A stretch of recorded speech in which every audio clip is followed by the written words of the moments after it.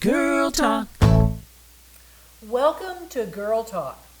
I'm Regina Ayers, and Carol Voisin and I have co-hosted Girl Talk for over 4 years here at Rogue Valley TV. And beginning this year, 2020, I am going to be solo hosting because Carol is now dedicating her time to the digital independent news site, the Ashland Chronicle. The Chronicle is more than news. It is a community in conversation about what matters in our lives here in the Rogue Valley. And we wish her well. For those of you who are not new to Girl Talk or who are new to Girl Talk, Girl Talk showcases women in the Rogue Valley who are making a difference in their communities. It is a lively discussion of the opportunities, challenges, and successes of women in their daily lives. Today we're talking about supporting our youth here in the Rogue Valley. And my two guests are, first of all, Sarah Kreisman, and she is the Executive Director of Rogue Valley Mentoring, and Lynn Cherkoff, Mentor Specialist, Support Specialist. Now the Rogue Valley Mentoring was formerly called the Rose Circle. And fortunately, I have some history with the Rose Circle, but I haven't been involved lately with the Rogue Valley Mentoring. And so I'm sure there are some changes that have happened there. So Sarah, why don't you bring us up to date on how we moved from Rose Circle to Rogue Valley Mentoring? Thank you, Regina, so much for inviting us to be here today. This is such an honor. Feeling really grateful. So yes, a bit of the history of our beloved organization. Rose Circle Mentoring Network, as you know, started as somewhat of a kitchen table organization, a group of concerned women in our community who wanted to provide a safe space for adolescent girls to share, see each other, feel seen. And it evolved. It has been a labor of love for many years. And a few years back, the board of directors decided it was time to take the branding of the organization to another level, if you will. And so the idea of becoming Rogue Valley Mentoring was based upon the fact that the name would be more all-encompassing, more gender neutral, gender inclusive. Because you have circles for boys too, yes. Absolutely. In fact, we actually have at ATI in Phoenix, we have a gender inclusive circle where it's all genders. Oh, yeah, okay. Because we are no longer a gender binary focused organization. Right. We're welcoming all gender identities. And so that's a very exciting movement as well. So back to the Rogue Valley Mentoring piece, the vision continues to unfold. So along with the name, expanding into different arenas such as the Latinx community, a deeper relationship there. That's new. Expanding into more schools. We have 8 circles now, which is very exciting. Some of the largest, we're basically serving as many kids as we have in the past, and we just continue to move forward in different conversations around potential involvement with workforce preparation, with our Mentor Partners program. And yeah, I want to talk about that later. yeah, so it's the rebranding is giving us the potential for a much greater capacity, and we're just going to continue to grow and move forward and meet the needs. How long has it been since you've been carrying that new name? Is it? It was before my time, and I want to say about 3 years ago. Oh, it's been that long. Yeah. Well, it took us a good long while to say, we formerly known as Rose Circle Mentoring Network. So I've been having that conversation a lot. It sinks in gradually. Yeah, the culture change. Well, changing logos and changing names is a real challenge. It's true. Yeah, it takes a while. And we're really glad for it. Well, good. Well, Lynn, why don't you tell us what you do down at Rogue Valley Mentoring? Well, as part of the expansion, we also began to recognize the need to support our mentors, that we wanted to train them and sustain their involvement as the circles expanded. So that's been my role, and I've had the privilege of training and supporting the somewhat near 40 mentors that we now my have who goodness. are either with one-on-one matches or in circles, many of them in circles. They meet monthly, share their experiences, problem solve, and it has been an exceptional opportunity for me and I think for the organization as we build a strong team of mentors.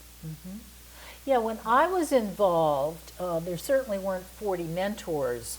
I did a circle at ATI for young girls. They were eight-year. It was Rosebud or something like that. I think they had a special name for it because it was younger girls. So I know that school, which is a very non-traditional high school or educational facility.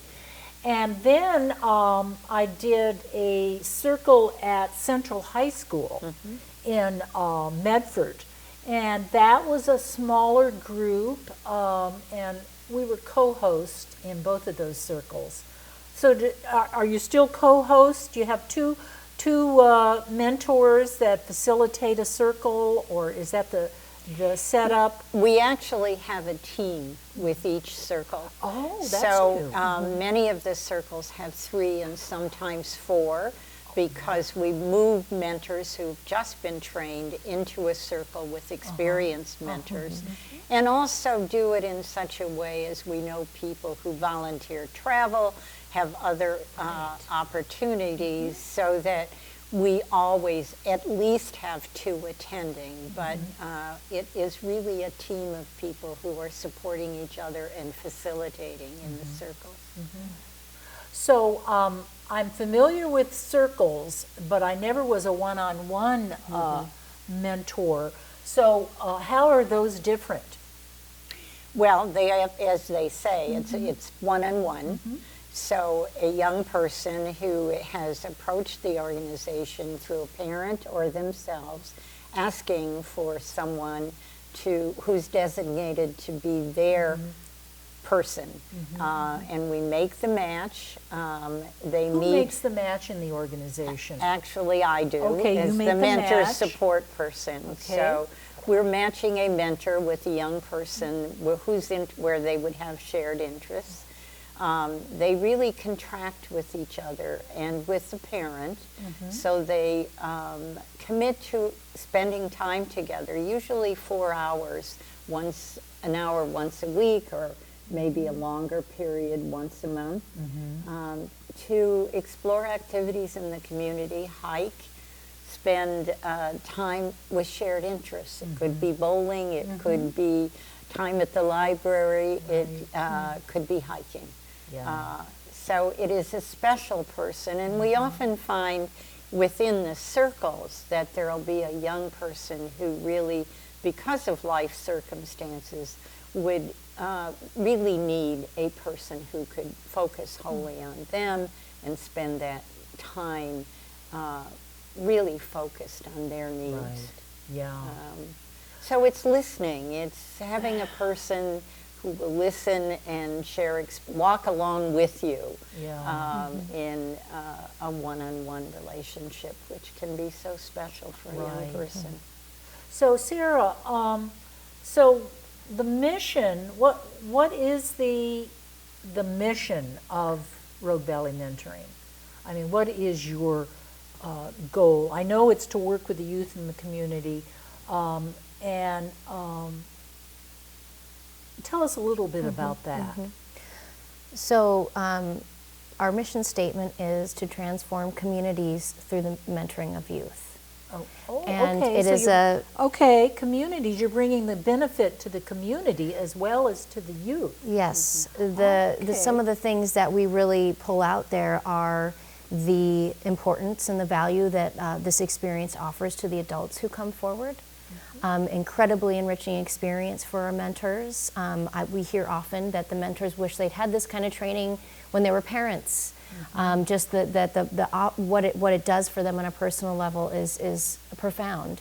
The learning that happens, the growth that happens, the connection that they're building with this young person, the satisfaction that brings, the challenges that brings, it's, as Lynn would tell you, it's inevitable that the mentors do their own personal work in these Right. dynamics in our model as it stands. And also just the culture shift that we're calling in around the intergenerational connections, that we're hearing a lot of disconnect between adults in the community and the adolescent community. So it's also a movement of creating more bonds, creating more connections, and while offering what is literally a mental health service to the young people in our community, many of whom really are relying on the mentors as an adult support in their life. Many of the youth that we work with don't have someone in the home who's A able to trusted adult. who they feel that they can rely on and feel seen by. Right. So it's the impacts of the work that we're doing echoes throughout the community, which is why we call it Transforming Communities. Yeah, I like that new mission statement. That's great. Yeah. So Lynn was talking about actually having people self-identify wanting a mentor, but I know you must get referrals from other nonprofits or agencies. Absolutely. Who would be some of those people that might refer a young person to you? So I'll speak to what the knowledge that I've had has been DHS employees. It's been school staff that, like just the other day, a young girl was in the counselor's office needing support, and they basically had their interpreter call on behalf of the Spanish-speaking mother, our organization. This girl's having, she's really needing support. Can you help? And so that's in conjunction with a school counselor and a parent, and there's a whole network that's stepping forward here and helping us to make these connections and acknowledging the value of the work. Yeah. It's huge. Yeah. It's a movement. Yeah. I don't know if you would add to that, Lynn. Well, let me show this video. On your website, you have some videos, some very good videos. And one is of a young woman called Danny. And can we play that video, Danny's story? It's a short video that actually this young woman can tell her story. I remember when I was a youth, the message that I was constantly getting from my parents and my teachers was that I needed to succeed and be performing well. And it was so much more about what I was achieving and how I could make my way in the world than who I actually was or what I was feeling, or the things that really mattered to me didn't feel like they mattered to the adults in my life for the most part. And having mentors was the way that I felt the adults in my life actually caring about me and the things that I cared about. And it was empowering on so many levels, and it wasn't until I got older and started into the mentoring world, like actually mentoring youth myself, that I realized like these were just people that decided that they wanted to, that they might be able to make a difference in a young person's life. Like the people that made so much of a difference in my life were just like me or anyone that had the courage to like step into a youth's life. And the beautiful thing about it is that it's a two-way relationship. Like it's not just about helping youth. It's like that relationship is nourishing for both people. It's a really beautiful thing.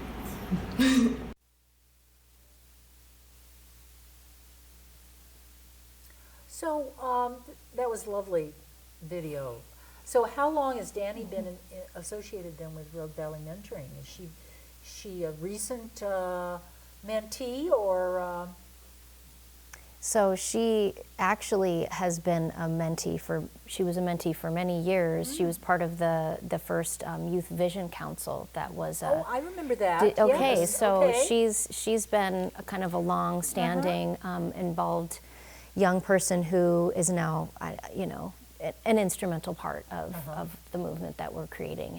It's been a gift. She is now facilitating a circle with me in the middle school in Talent. Oh, great. So she was mentored and has gone on to really be an integral part of our service in the community. Great. Yes. I saw on your website you had a Mentor Partners program. This is new. I think we talked about that a little bit when I was on the board, and so I was involved in some of that decision making that was happening back then. So what is the Mentor Partners program?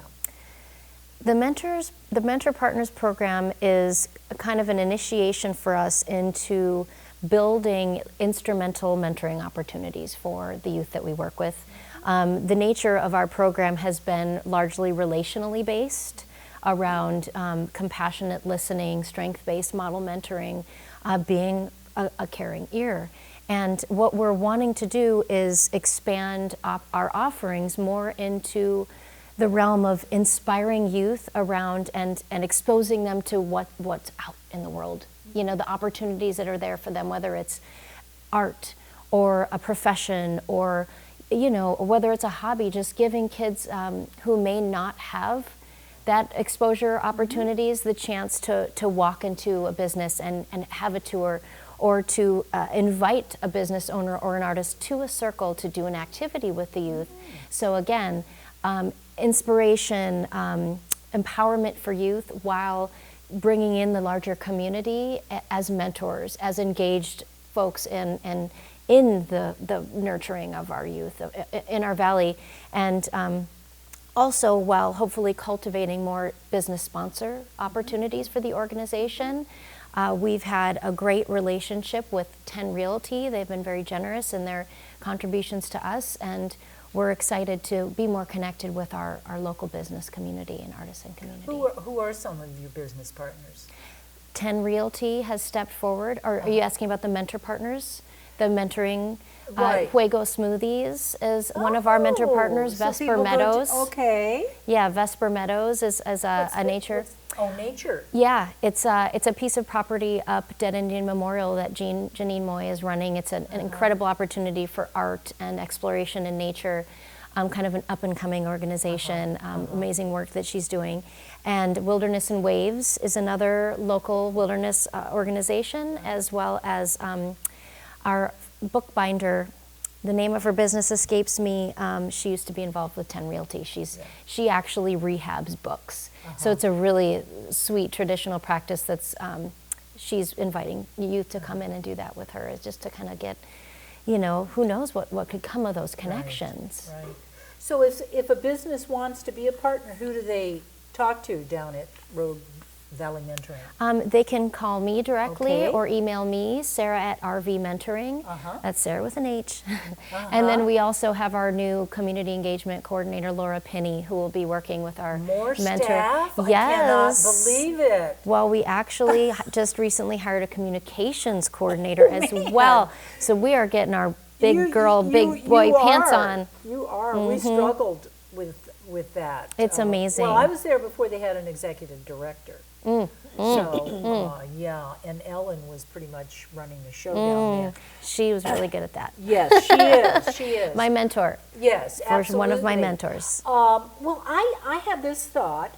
You know, we do a certification class down here, and in order for me to have this show, I had to go through a certification class to learn how to put a show together. And so anybody in the community can do that. And I thought, well, maybe some of these kids might be interested in studio production. Oh my gosh. And that I would mention that to you as a possibility, and you can certainly talk to me about it, you know, if you talk about it back home there and see if it's something, but it would require some time on the part of the kids. They'd have to have one of the mentors with them. And then they could come down here on a Saturday as a group and put together a show. It could be whatever they want it to be. So I'll just put that out there as a little tidbit for you guys. And we have lots of experienced crew people here that would be willing to help them until they kind of got off the ground. But it's fun. It's fun, especially for some kids. I think it would be a lot of fun. And then they have something Absolutely. tangible as a result of that. So anyway, Well, just that's think great. about that. Thank you Think for that. about It's a great idea. Now, I know that you've got a training coming up. Why don't you right. tell us about that? Okay, we have a training on March 6th, Friday evening, and then all day Saturday on the 7th. Training means any individual, caring, consistent adult who is interested in giving back to the youth in the community. It doesn't require anything more than an interest in youth, an interest in listening to youth. What we've learned is that youth are the experts in their own lives. And if we listen to them, they can find in themselves ways to move forward. So it isn't that we solve their problems, it's that we hear them and support their strengths. So we are very much needing men and women of all ages who would be willing to volunteer a bit of their time, coming to the training and then moving into either a circle or a one-on-one match. And we can kind of guarantee that they will enjoy a very creative training and they will meet other like-minded people. So it is also a way, if you're new in the community or wanting to find some way to give back, that you can find a place to do that and have a growth experience. I think the training gives that. So what are some of the things they might learn at this training? I think probably the biggest thing is how to listen actively. And that means for all of us that you kind of have to move your parent part, your instructor part over so that you can hear what young people have to say and support, as I said, their strengths because they're there. And these are young people who may never have had someone really look at them and listen to them. So the growth for them comes just from having this adult who is there simply to listen, not to solve problems, because the problems are often quite enormous, but to support their capacity to see answers for themselves and help build relationships with their peers, which is what happens in a circle. And it's a wonderful thing to watch because young people feel isolated. And if they can connect with one another, they find support with the other members of the circle and from the facilitator or their one-on-one match. So if somebody's interested, should they go on site? Is there a way, on your website? Or should they call a number? Or what's the best way to attend that training?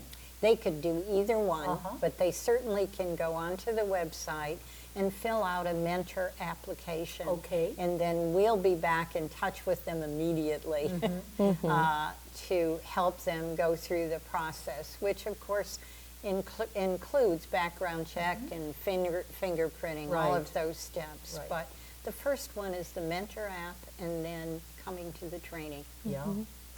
I'd also like to chime in that we're now offering a mentor stipend. So we're trying to prevent, is new. we're really working to try to remove any potential financial barriers that might, prevent people from stepping forward. Yeah.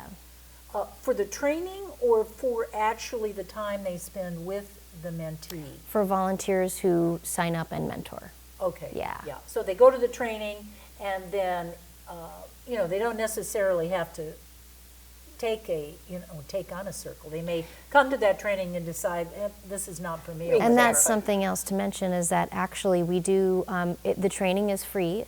All of our That's services new. are free for our That's new. volunteers and for the Yeah. youth. Great. And if if somebody wants to come from another business, that they, we welcome that and we do charge a fee if there's no intention to volunteer. Oh, I see. Yeah. Yeah, so you must have improved your fundraising because, so how do you get your funding? Well, I'll boast that we recently got a generous grant from the state underneath the Department of Education, Oregon Youth Nice. Development Council. Did It's you a write real. that grant? I did. I had support, Congratulations. Yeah. and it was definitely it's a game changer for us. Yeah, It's a lot. It's enabling absolutely. us to do the Yes. stipend, Right. and really do some program expansion. We get incredible support also from Oregon Community Foundation, Mm-hmm. as well as some very generous individual donors in our community. Great. And we're definitely along those lines looking to build our community and always welcome new support in every way that it arrives to us. So Great. putting that call out. Yeah. Well, we've come to the end of our time, so I just want to thank you two ladies, you. Yes. Lynn and Sarah, for coming down. And I really want you to think about the studio class. You got it.